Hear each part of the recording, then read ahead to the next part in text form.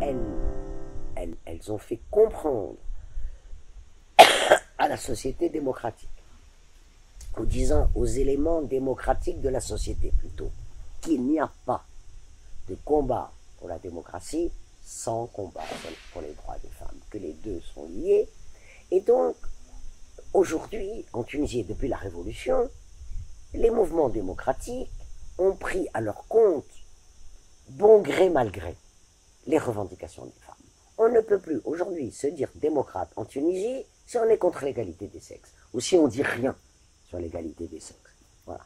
Et donc là, c'est un basculement qui est très important, c'est-à-dire que la question des femmes n'est pas seulement une question de femmes. Et c'est ça qui est très important. C'est pas seulement une question de femmes. Ça ne regarde pas que les femmes. Ça regarde tout le monde. Ça regarde une société entière. Et d'une certaine façon, on revient à Tahar Hadid ou à Qassem Amin, même à la fin du 19e siècle, qui dit nos sociétés ne changeront jamais si la situation des femmes ne change pas. Et c'est le message du mouvement féministe tunisien en disant nous travaillons pour nous, bien sûr, pour nos femmes, mais nous travaillons pour la société tout entière. En 2011, Sophie Bessis, il y a eu la révolution. Plusieurs chamboulements, surtout sur tous les niveaux, ont eu lieu en Tunisie, Bien notamment au sein du mouvement féministe, avec l'émergence d'une nouvelle génération de jeunes féministes intersectionnelles. Qu'est-ce qui marque, on va dire, cette quatrième période? Alors moi je voudrais d'abord dire deux choses. Ba'd al-Thawra, c'est pas seulement l'émergence de l'intersectionnalité, je vais y revenir dans une minute. C'est aussi que comme il y avait d'empêchement à la création des associations, il y a plein d'associations de femmes maintenant. Et donc, la PFD et la FTURD ne sont plus toutes seules sur le terrain. Ça, c'est la première chose. Et c'est très important. Hein. Et il y a des associations locales, régionales. Il y a eu, pour les premières élections, la Ligue des électrices, des mobilisations partout. Donc maintenant, le mouvement féministe tunisien est beaucoup plus diversifié, multiple, pluriel, etc. L'intersectionnalité. Il faut revenir aux conditions de sa création. Pas une création tunisienne, vous le savez très bien. Il a été mis sur le tapis politique par les féministes afro-américaines. Dans les années 90. À peu près. Au début des années 90. En disant, voilà, le féminisme, il faut le croiser avec d'autres modes d'oppression. L'oppression de classe, l'oppression de race, l'oppression d'orientation sexuelle, éventuellement, et évidemment l'oppression des femmes. Et que le sort d'une femme de la grande bourgeoisie blanche n'est pas le même que le sort d'une femme des quartiers populaires, des ghettos noirs de Philadelphie ou de Washington. Et donc, le féminisme doit être intersectionnel, doit prendre en compte toutes les facettes d'une oppression. Jusque-là, je n'ai rien à dire. Je suis parfaitement d'accord avec cette façon de voir les choses. Et ce qu'il ne faut pas oublier, et c'est là que je commence à ne pas être d'accord, c'est que les mouvements féministes ont toujours pris ça en compte. Moi, je récuse profondément de dire le féminisme bourgeois, le féminisme blanc. Non, n'en parlons pas, le féminisme n'a pas de couleur, bon sens. Mais si on prend, en prenant la France, un mouvement qui a été extrêmement important, c'est le mouvement du planning familial. Le mouvement du planning familial en France a été fondamental. Or, qui souffrait le plus de l'interdiction de l'avortement en France? C'était les femmes des milieux populaires. Parce que les femmes riches, elles prenaient un avion, elles allaient à Londres, elles avortaient, elles rentraient. Puisque l'avortement était autorisé en Angleterre. Donc les femmes riches, mais tout le mouvement du planning familial a été pour faire accéder l'ensemble de la population féminine à l'interruption volontaire de grossesse, et il a profité essentiellement aux classes populaires, aux femmes des classes populaires qui se faisaient avorter dans des conditions abominables, évidemment. Donc, ce n'est pas vrai que le mouvement féministe n'a pas pris en compte les problèmes des femmes populaires. Ce que l'on peut dire, c'est que, effectivement, dans l'histoire du XXe siècle, parce que c'est un habitus politique. Moi, je l'ai beaucoup décrit dans un bouquin que j'ai écrit il y a une vingtaine d'années qui s'appelle L'Occident et les autres, histoire d'une suprématie. C'est que les féministes européennes ou nord-américaines pensaient que leur façon de défendre les femmes était la façon de défendre les femmes et que, effectivement, il y avait une forme d'universalisme qui pouvait être une forme d'universalisme qui ne regardait pas la spécificité d'autres situations. Ça, c'est tout à fait vrai. Et les intersectionnels qu'on dit, on n'a pas forcément les mêmes problèmes que vous, c'est tout à fait vrai et c'est important. Voilà. Donc, moi, je n'ai rien contre l'intersectionnalité, bien au contraire. Elle nous a aidés sur certains thèmes à réfléchir différemment et à aller plus loin dans notre réflexion. Maintenant, l'instrumentalisation de l'intersectionnalité par d'autres mouvements me paraît extrêmement dommageable à la cause des femmes. Excusez-moi, Sophie Bessis, là je vous cite, hein, donc dans un entretien paru le 20 août 2019 dans le journal canadien Presse-toi à gauche, vous dites « L'intersectionnalité ne conduit pas forcément au féminisme décolonial qui est, lui, une forme dévoyée du féminisme. » Ce féminisme décolonial, où est-ce que vous voyez sa, entre guillemets, perversion ou ce pervertissement? Parce qu'à mon avis, ce n'est pas du féminisme, d'abord, pour commencer. Ce n'est pas du féminisme. Je prends l'argumentaire décolonial.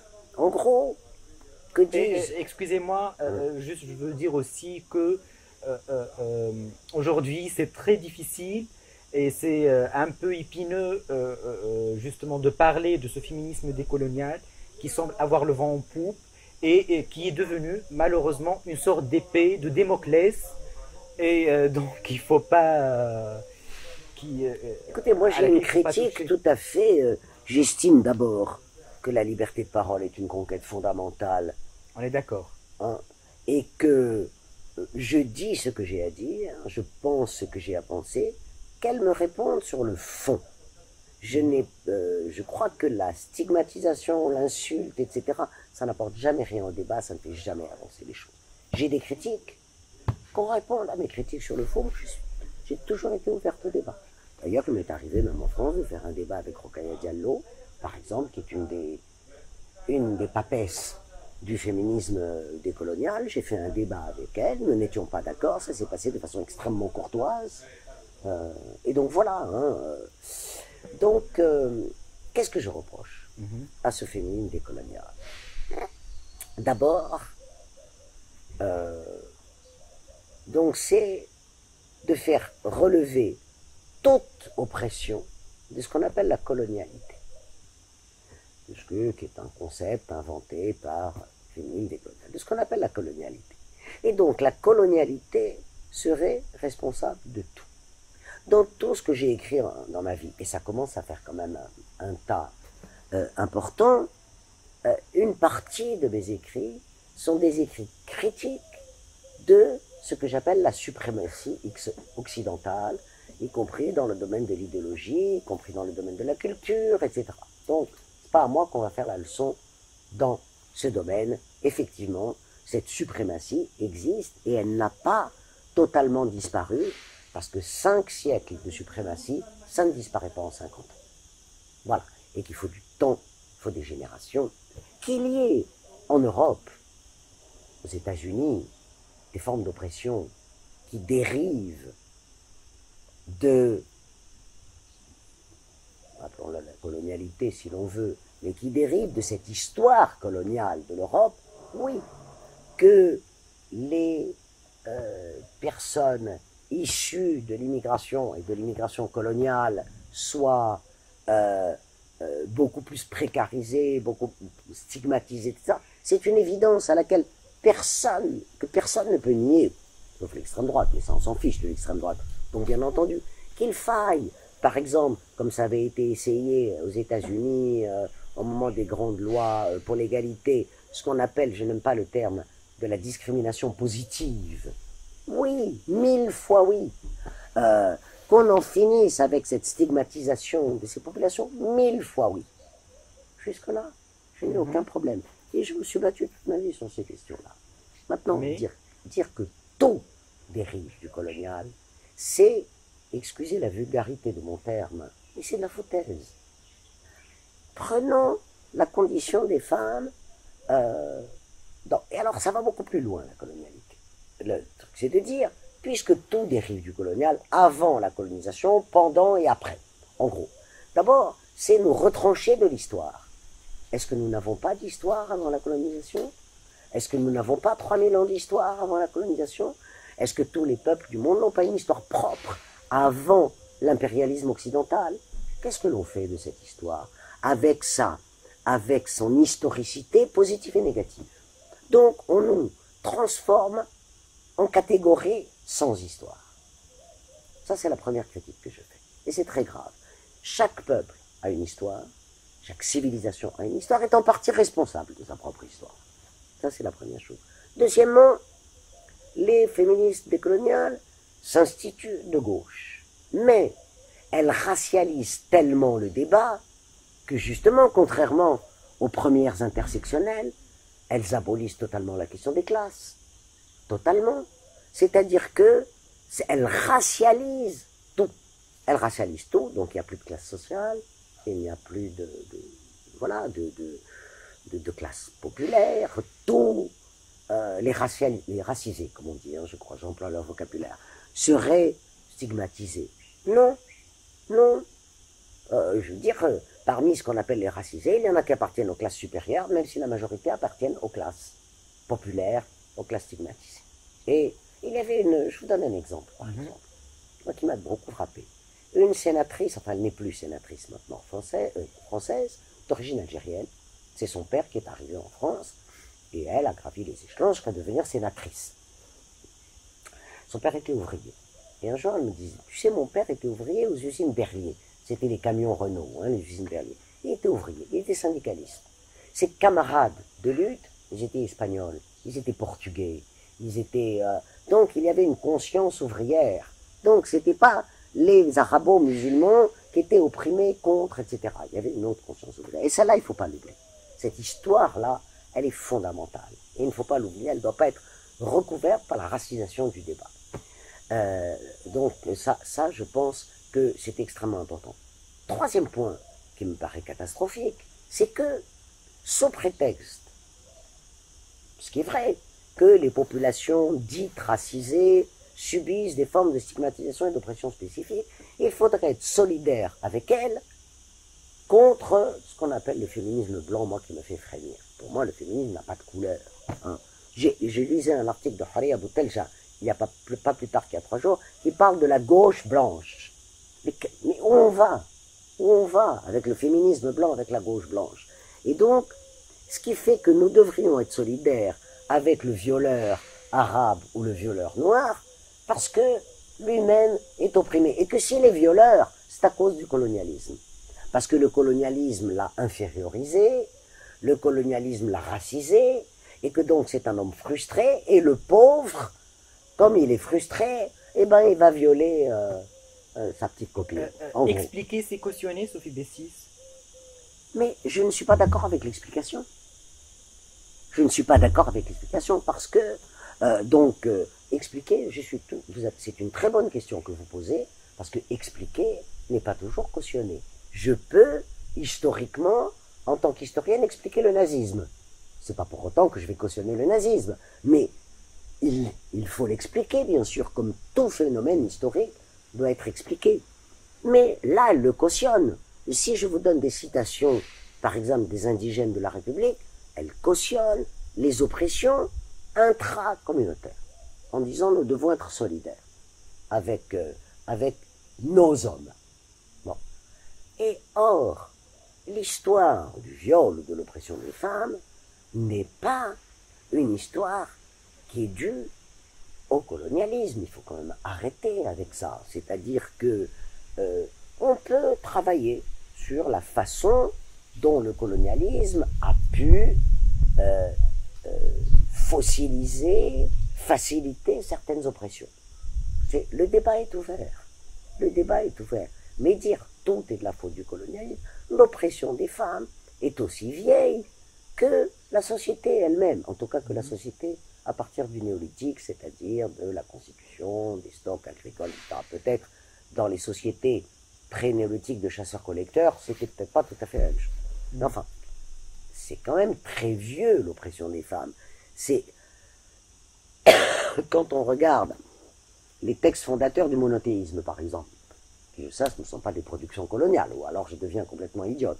La Bible, les évangiles ou les écrits de Saint Paul, le Coran, les hadiths, le Sunna. Ce sont, dans leur ensemble, un appareil de textes misogynes. Bon, comme toutes les religions, hein, faut pas, Donc je prends l'exemple des trois monothéismes, parce que les trois monothéismes, c'est Dieu le Père. Ouais. Et donc Dieu le Père, au moins dans les polythéismes, il y a des déesses. C'est déjà pas mal. C'est déjà pas mal. Donc voilà. Et donc, abolir l'histoire longue me paraît une erreur fondamentale. Une erreur qui aboutit à la non-compréhension des phénomènes auxquels nous sommes confrontés. L'universalité des droits humains des femmes, Sophie Bessis, est-elle aujourd'hui menacée par cette intersectionnalité qui donne une grande importance aux spécificités culturelles des femmes? C'est une très bonne question. Je vous pose cette question en pensant au féminisme islamique, islamiste, oui. musulman. On en viendra dans une minute. On y viendra dans une minute. Je préfère parler d'universel plutôt que d'universalisme. Pardon, excusez les bruits que je fais, mais c'est mon rhume. Donc, je pense qu'effectivement, qu'est-ce qui se passe aujourd'hui? Il se passe que chacune, défend sa propre chapelle. Les féministes décoloniales vont défendre les femmes des quartiers populaires, précarisés, victimisés, etc. Bon, un tel va défendre telle cause, les LGBT vont défendre leur cause, les queers vont défendre leur cause, les machins, etc. Et qu'est-ce qui se passe? Je ne dis pas que ce sont des causes qui ne doivent pas être défendues. Bien sûr que ce sont des causes qui doivent être défendues. C'est évident. Chacun est cantonné dans sa petite cellule et défend sa cause. Donc, on aboutit d'abord à une concurrence victimaire qui est catastrophique à mon avis. Cette concurrence victimaire. Ah non, moi je suis plus victime que toi. Ah non, moi je souffre plus que toi. Ah non, moi, voilà, les juifs ont plus souffert que les musulmans ont plus souffert que les juifs. Bon, on n'en sort plus de cette concurrence victimaire. Il faut arrêter avec cette concurrence victimaire. Et il faut reconstruire des solidarités. Il faut reconstruire des solidarités parce que, au fond, cette segmentation, cette fragmentation des luttes ne sert qu'à une chose, c'est-à-dire au système néolibéral que ces mouvements sont censés combattre. Parce que le néolibéralisme est ravi de la fragmentation des luttes, est ravi de la segmentation des luttes, est ravi quand il y a de moins en moins de collectifs. Parce que ça fragilise déjà la lutte. Ça fragilise les luttes. Et donc, ces mouvements qui sont chacun dans sa petite chapelle sont au fond des résultats idéologiques, à mon sens, du triomphe idéologique du néolibéralisme depuis 40 ans. Chacun pour soi, chacun défend sa petite cause et il n'y a plus de collectif. Et moi, je trouve ça extrêmement... je crois en l'universel. Je sais que l'impérialisme occidental, et je l'ai écrit, s'est servi de l'universalisme comme prétention à son hégémonie. Bien sûr, bien sûr. Et que donc, il faut récuser cet universalisme-là. Mais aujourd'hui, les principes universels sont des principes qui appartiennent à tout le monde. Au nom de quel principe les Hongkongais descendent-ils dans la rue contre le régime de Pékin? Au nom de quel principe nous allons défendre les Ouïghours qui sont mis par le régime chinois dans des camps de concentration parce qu'ils ne peuvent plus... Moi, je suis athée, mais je vais défendre les Ouïghours et leur liberté religieuse. Parce que j'estime qu'ils ont droit à cette liberté de religion. Au nom de quoi nous allons les défendre? Au nom de quoi? Moi, si on prend les droits des Palestiniens, moi je ne défends pas les droits du Palestinien au nom de l'identité arabo-musulmane, tant que je suis ni arabe ni musulmane, qui plus est. Mais je les défends au nom des droits universels des peuples à disposer d'eux-mêmes, etc., etc. Donc cet universel nous est indispensable. Et donc récuser l'universel me paraît, on se coupe les bras. Pour moi, on se coupe les bras. Mhm. Sophie Bessis, je m'en voudrais de ne pas vous poser la question suivante. Dans la discipline de l'histoire, qu'est-ce qui l'emporte? La vérité ou la véracité historique? La véracité, bien sûr, et pas la vérité. Il n'y a pas de vérité. D'abord parce que l'histoire, elle nous est transmise par le récit. Alors évidemment, nous savons que des choses ont existé, bien entendu. À l'historien de confronter les sources pour arriver à approcher le plus près possible la véracité. C'est-à-dire, que s'est-il passé? Comment cela s'est-il passé? Mais l'histoire ne dit pas la vérité. Elle ne montre pas de vérité. Mais justement, et c'est la différence entre l'histoire et le récit et le roman national historique. Un roman national historique, qu'il soit tunisien, qu'il soit français, qu'il soit américain, qu'il soit ce que vous voudrez, prétend dire la vérité, mais à sa propre lecture de l'histoire. Et nous autres historiens et historiennes... C'est toujours la version du vainqueur? Bien sûr, c'est toujours... Vous savez, il y a un proverbe africain que j'aime beaucoup, et qui dit « Tant que les lions n'auront pas leurs propres historiens, l'histoire des lions sera écrite par les chasseurs. » Voilà. Et je le fais mien, ce proverbe, parce qu'effectivement, prenez, pour notre pays, pour la Tunisie, prenons Carthage, la Carthage punique. La Carthage punique a été rasée en 147 avant Jésus-Christ, rasée avec ses bibliothèques, rasée avec etc. Comment nous est parvenue l'histoire de Carthage? Par les Grecs et par les Romains. C'est-à-dire, par les Romains, c'est-à-dire par les vainqueurs. Donc il est très difficile de reconstituer l'histoire de la Carthage punique, parce que nous n'avons pas l'histoire de la Carthage punique écrite par les Puniques. Nous avons l'histoire écrite à la fois par les vainqueurs, par les Grecs, qui ne sont pas les vainqueurs, mais qui étaient plutôt du côté des Romains. Voilà. Donc, je vous en donne un exemple. Oui. Et donc, effectivement, il faut, par exemple, toute l'école de ce qu'on appelle, qui a été inventée par les Indiens, des Subaltern Studies. L'école des Subaltern Studies, c'est-à-dire comment voir l'histoire du côté des subalternes. Et a été un apport très riche à l'historiographie contemporaine. Donc il faut continuer. Mais toutes les formes d'histoire doivent se croiser. Toutes les formes d'histoire pour écrire l'histoire et la véracité historique. Mais je ne crois pas à la vérité, non, bien sûr. Vous nous recommandez une lecture, Sophie Bessis? Qu'est-ce que vous nous recommandez? À propos de quoi? Ce que vous voulez. Ça peut être le livre que vous êtes en train de lire actuellement, un livre qui vous a particulièrement marqué, ce que vous voulez. Oh là là, il y a tant... Eh bien, écoutez, puisqu'on a beaucoup parlé d'intersectionnalité, pour moi, une très grande écrivaine, qui est à la fois une écrivaine noire, et qui a parlé des malheurs du peuple noir des États-Unis, et qui est à la fois une écrivaine totalement universelle, c'est Toni Morrison. Voilà. Relisons Toni Morrison. Merci beaucoup, Sophie Bessis. Très ravie de cet entretien avec vous. Bon, ben j'espère que ça vous convient. Très bien. Merci.